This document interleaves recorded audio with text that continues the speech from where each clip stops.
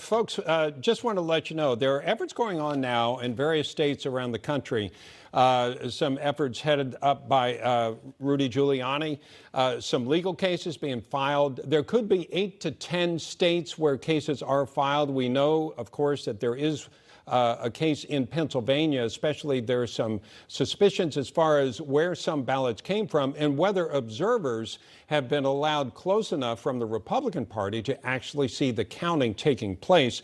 We'll talk more of that as we go forward. Right now, though, the head of the Election Crimes Unit has resigned rather than take up investigation. Richard Pilger said it was tradition to not look into election fraud until after results were certified. Waiting that long, Bill Barr said, would hinder any attempts to stop fraud. Joining us now, Kimberly Guilfoyle, senior advisor to the president. Kimberly, do you have any information on what kinds of efforts Bill Barr and the folks associated with them and the Justice Department might be pursuing?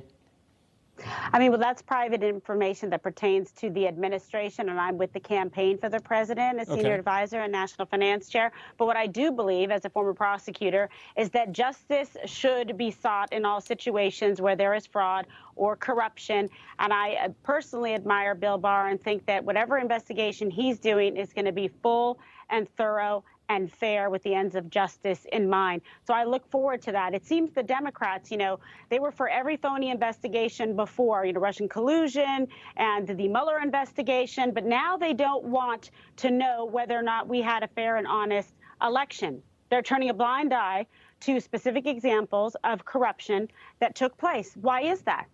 It's more of the hide in Biden, right? First, he was hiding in the basement. Now he wants to hide the votes in the election process and the counting with him. The American people deserve and demand transparency. We want to know and make sure that all legal, valid votes were counted. And if there's something that's compromising or there's fraud or abnormalities, irregularities present, then we want to make sure that we have the ability to do a hand recount and actually examine those instances. And we're seeing this across the board now, interestingly enough, in swing states that were crucial to the Electoral College. So we want to know that there was an honest and fair election in states like Pennsylvania, in states like Nevada, in states like Georgia. Why is it, and I was down in Georgia personally, that they had someone who was counting votes, a water main broke, they stopped the counting at 10:30, and then as soon as everyone went home, nothing to see here, folks, they resumed for 2.5 hours, processing approximately 1,000 votes an hour. That is not appropriate. It really flies in the face of justice and of the integrity of the voting system. And this is the United States of America. This is a bipartisan issue. I want to make sure that every valid vote is counted for Joe Biden.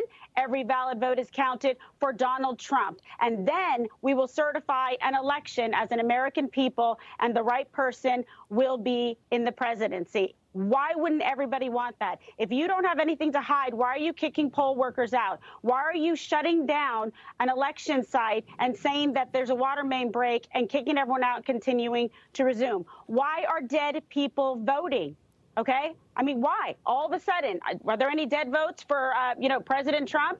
Only dead people voting for Biden? Why is this happening? It shouldn't be happening in this country. It shouldn't happen to any candidate running for office. There's other races at stake, too. There is a lot on the line, and we should just make sure that this was honest and fair. And the Democrats should want that, too, instead of a rush to judgment to put somebody in as president by saying, OK, we're going to call the election. Media companies do not call elections. Elections are decided by the people who go out and cast a legal, valid vote that they're entitled to. And guess what else? It's not a 2-for-1 special, folks.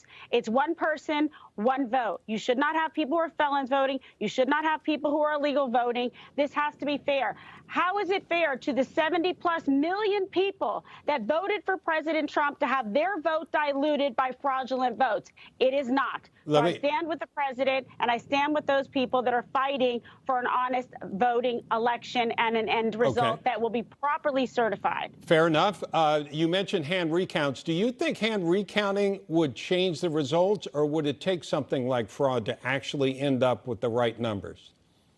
Well, why would all of these, votes in different swing states all of a sudden we're getting miscalculations on machines, et cetera, conveniently all going to Joe Biden? Or why are there 100,000 ballots where Joe Biden, in fact, is the only person selected on there and no other Democrats below the ticket? If I were Democrats on that ticket, I would want to know, and on that ballot, why, in fact, were no votes cast for them. It's just very, suspect. And I think you see now with the Department of Justice looking into it, and we're fighting these legal battles. Let the courts decide and let the courts determine what, in fact, was the will of the people to choose the highest, most important office of the land, the presidency of the United States of America. All right, Kimberly Guilfoyle. Thanks, Kimberly. Newsmax TV is now America's fastest growing cable news channel. We give you the real news you need. So subscribe to our YouTube channel and give us a thumbs up. If you like this video, share it with your friends. Newsmax TV streams live on YouTube for free. Newsmax TV, real news for real people.